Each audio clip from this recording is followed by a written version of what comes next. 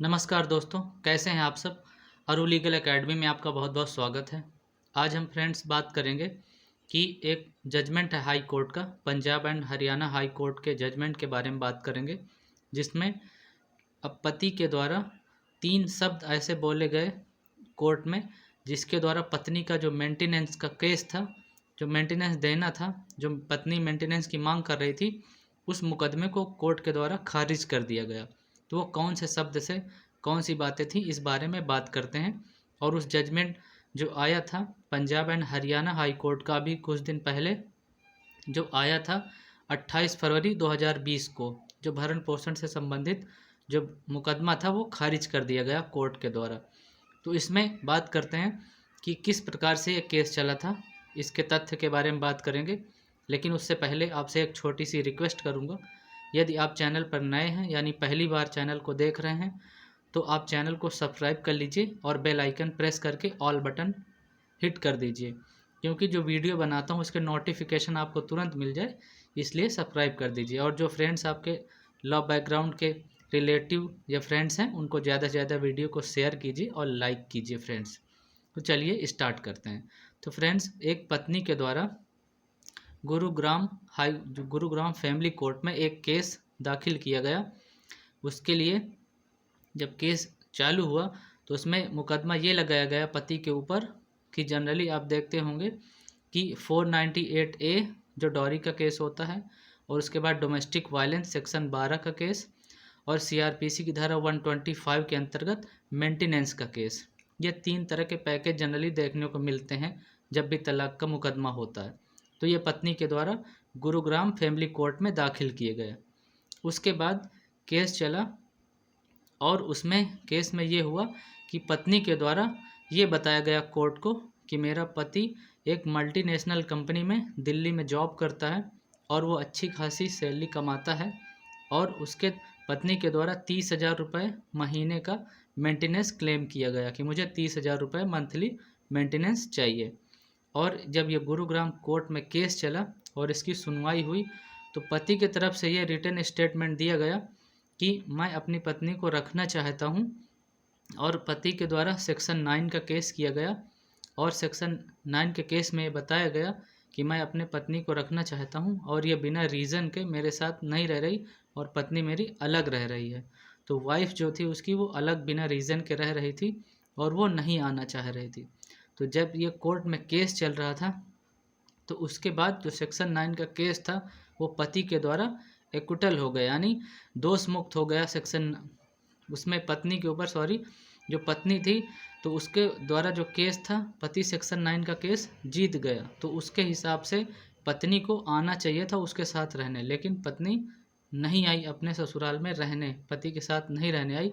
और जो कंज्यूगल राइट का केस था उसमें भी पति केस जीत गया, उसमें भी पत्नी नहीं आई उसके साथ रहने, और ये दिखाया गया पति के द्वारा कि मेरी पत्नी ने मुझको परित्याग कर दिया है। और जनरली ऐसा होता कि पति परित्याग कर देता है, लेकिन उसमें उस पति ने ये बताया कोर्ट को कि मेरी पत्नी ने परित्याग कर दिया है और वो मेरे साथ नहीं रहना चाहती। और पति जो 498A का केस था जो चल रहा था, उसमें भी दोष मुक्त हो गया, यानी एक्विटल हो गया पति का। और 498A के केस में भी पति को कोर्ट ने दोष मुक्त कर दिया। और जैसे ही इसमें बताया जाता है कि CRPC की धारा 125 के जो सेक्शन 4 है, सब सेक्शन 4 है, उसमें बताया जाता है कि यदि कोई भी वाइफ बिना वैलिड रीज़न के अगर पति से अलग रह रही है, तो वो पत्नी का मेंटेनेंस लेने का अधिकार नहीं होता, यानी मेंटेनेंस खारिज कर दिया जाता है बिना वैलिड रीज़न के, अगर पत्नी अलग रह रही है तो फ्रेंड्स, इसके बाद जब केस चला तो पति के द्वारा, ये पत्नी के पास तो सारे सबूत होते हैं पति के खिलाफ में, वो देती है कि ये यहाँ पर जॉब कर रहा और इतना कमा रहा और इतनी प्रॉपर्टी भी है इसके पास। तो लेकिन पति के पास ये सबूत नहीं होता कि पत्नी के पास कितना है, और जनरली प्रूफ नहीं कर पाता पति। लेकिन उसके पति ने जब केस चला तो वहाँ पर कोर्ट में ये बताया कि मेरी पत्नी एक अच्छी खासी जो बिजनेस कर रही है, उससे ठीक ठाक अर्निंग कर रही है, और उसके द्वारा कोर्ट के द्वारा जब बैंक डिटेल मांगी गई तो पत्नी ने मना कर दिया अपनी बैंक डिटेल को देने में। और पैन कार्ड मांगा गया तो उसको भी मना कर दिया।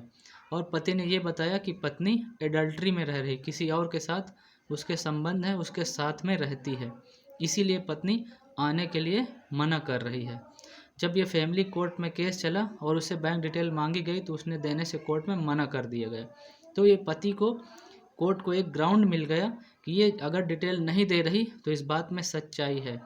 और एडल्ट्री के केस में भी पति ने प्रूफ किया और कोर्ट ने ये फैसला दे दिया, फैमिली कोर्ट ने।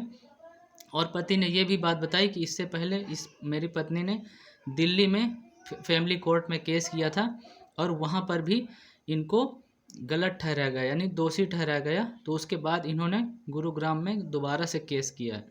गुरुग्राम कोर्ट ने भी मामले को देखते हुए पाया कि पत्नी की इनकम है और एडल्ट्री में भी रह रही है और आना भी नहीं चाहती, बिना रीज़न के रह रही है और पति के साथ आना नहीं चाहती। पति सारे केस से दोष मुक्त हो गया और कोर्ट ने ये कर दिया, भरण पोषण उसका मेंटेनेंस जो था कोर्ट ने उसका कैंसिल कर दिया, यानी मुकदमे को खारिज कर दिया। और इसी मामले को देखते हुए पंजाब और हरियाणा हाई कोर्ट ने इसी मामले को, जब पत्नी के द्वारा वहाँ पर जब गुरुग्राम कोर्ट में मामले को देखते हुए इसका भरण पोषण पत्नी का कैंसिल कर दिया, यानी मुकदमा खारिज कर दिया, तो पत्नी के द्वारा रिव्यू के लिए केस गया Punjab and Haryana high court में।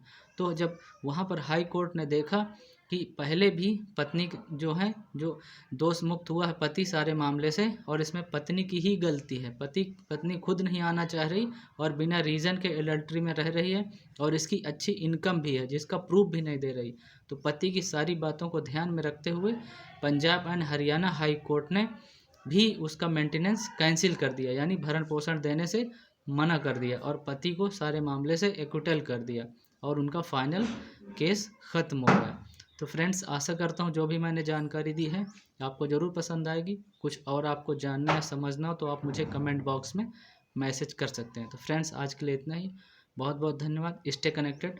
Thank you so much watching for this video. जय हिंद।